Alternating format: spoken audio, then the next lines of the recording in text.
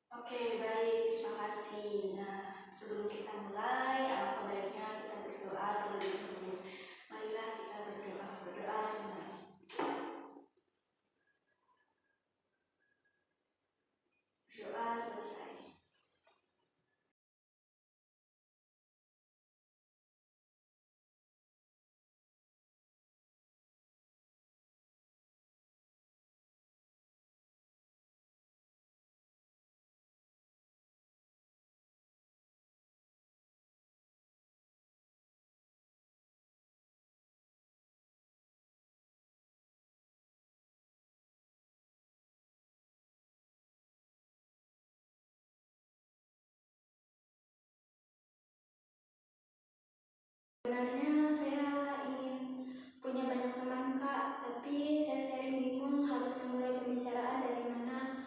Rasanya tuh takut gitu kak. Oke, jadi kamu merasa bingung dan cemas ya saat ingin memulai komunikasi? Iya kak, saya tuh takut dianggap aneh atau so akrab gitu kak. Nah, perasaan seperti itu wajar ya. Apalagi kalau kamu itu pernah mengalami pengalaman yang kurang menyenangkan sebelumnya. Nah, kakak mau nanya nih, apakah kamu pernah punya pengalaman yang membuat kamu ragu untuk memulai percakapan? Pernah sih kak.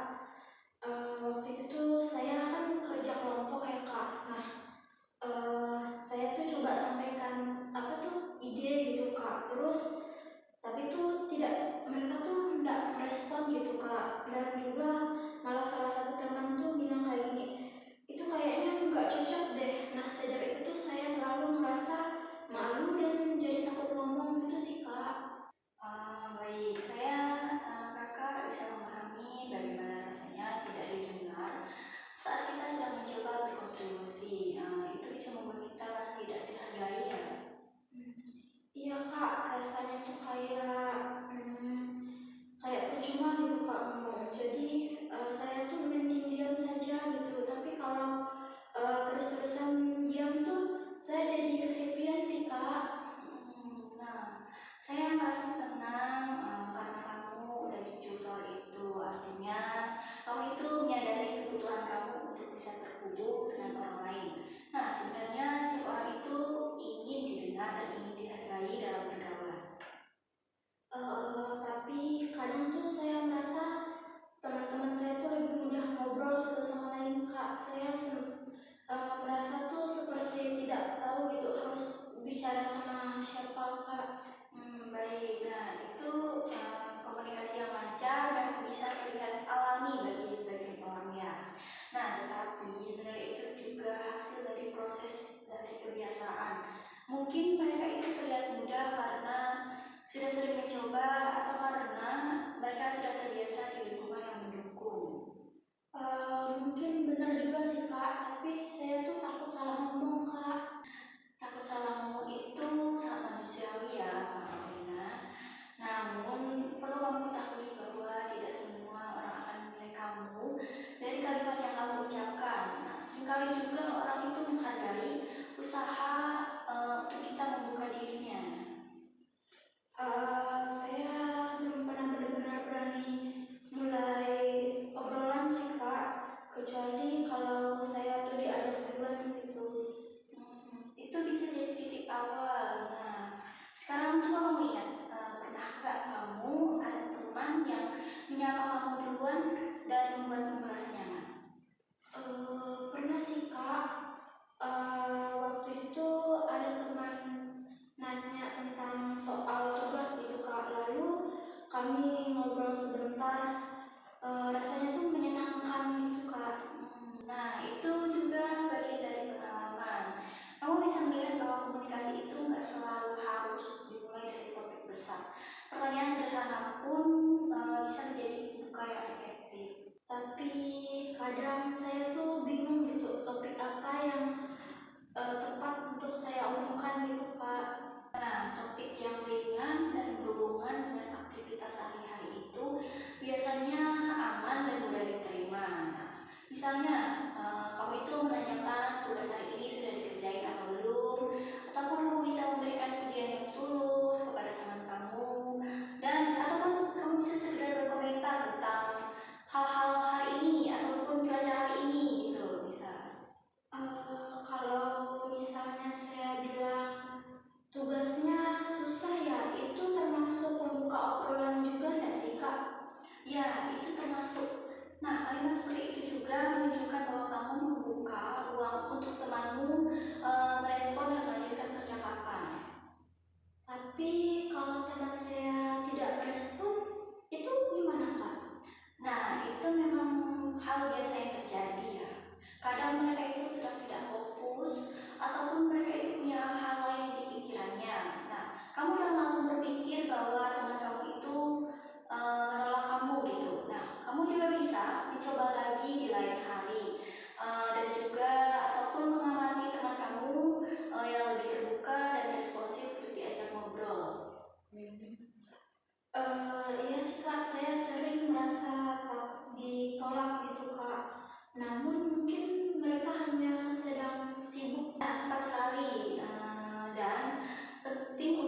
ubah cara pandang itu. Penolakan itu bukan berarti kamu tidak layak diajak. Itu hanya bagian dari proses belajar berinteraksi. Berarti saya harus tetap mencoba ya kak? Iya, dan kamu juga bisa menetapkan target kecil untuk melatih diri kamu. Misalnya, minggu ini kamu coba menyapa teman sebangku kamu, ataupun menyapa satu orang satu pada satu hari itu. Wah, boleh juga sih kak, tapi kalau saya bingung harus bilang apa, boleh nggak saya catat dulu nih kalimat-kalimatnya? Itu ide yang sangat bagus. Menuliskan dan melatihnya itu akan membuat kamu lebih percaya diri saat berbicara. Bahkan beberapa konselor juga menyarankan untuk latihan dulu di depan cermin. Nggak apa-apa ya kalau terkesan kaku dulu awalnya. Nggak apa-apa, itu justru dari kekuatan kamu yang akan berkembang. Orang-orang sekarang itu terlihat pandai berbicara pun dulunya pasti pernah merasa canggung. Saya jadi merasa lebih lega sih kak. Ternyata bukan saya saja sih yang memiliki kesulitan seperti ini. Nah, banyak orang juga pernah merasakan seperti kamu. Yang penting sekarang kamu itu sudah menyadari tantangan yang kamu hadapi dan juga mencoba untuk memperbaikinya. Ini adalah langkah besar ya. Saya mau coba lebih berani sih kak. Mungkin mulai dari teman sebangku atau teman yang sering saya temui. Nah, itu merupakan langkah yang sangat baik ya. Nah, bisa juga kamu cobalah dengan pendekatan yang ringan dan tulus. Nah, jika kamu mengalami kesulitan lagi, kamu jangan bimbang ya, dan jangan ragu untuk berbagi atau bertanya. Kakak akan sangat siap untuk membantu kamu. Terima kasih ya kak. Rasanya tuh saya lebih semangat gitu sekarang. Sama-sama Polina. Nah, saya juga bangga karena kamu sudah mulai membuka diri dan siap untuk berkembang. Nah, komunikasi yang baik itu akan sangat bermanfaat, tidak hanya dalam pertemanan, tapi juga dalam banyak aspek kehidupan yang untuk kedepannya.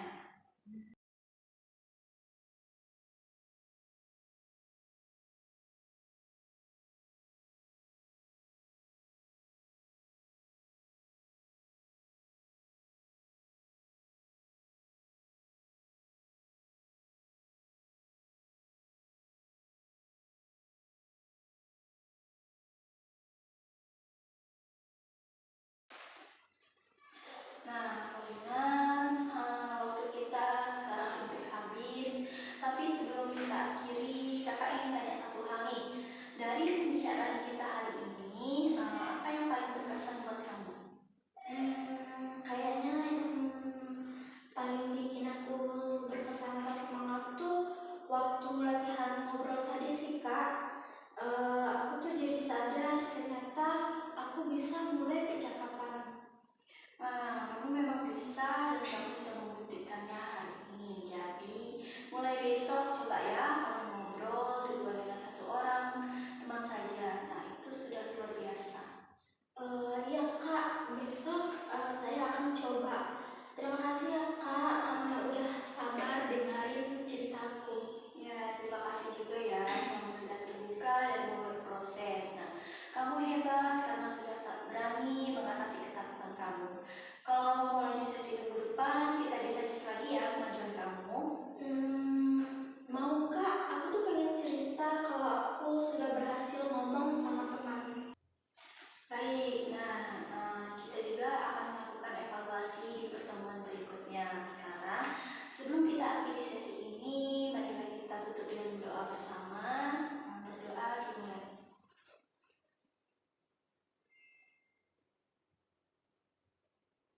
Berdoa selesai. Terima kasih sudah mengikuti sesi counseling ini dengan baik.